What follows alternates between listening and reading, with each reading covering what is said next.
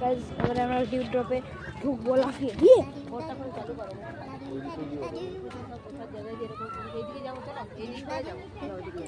ওইখানে বোটের মতন রয়েছে না? হ্যাঁ, বোটটা এখন চালু করেনি।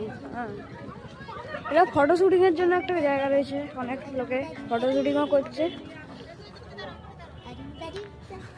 খুব মনোরম পরিবেশ, এইখানকার পরিবেশটা খুবই ঠান্ডা, আম গাছের মতন করেছে। আর এদিকে ডলফিনটা এই জল থেকে বার করেছে, দিয়ে এইখানে রেখে দিয়েছে। বেচারি কষ্ট পাচ্ছে জল খাওয়ার জন্য, করে রয়েছে।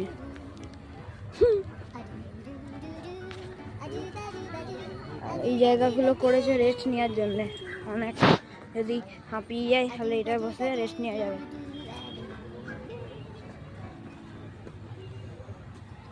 দেখো এটার ভিতর থেকে কেমন লাগে,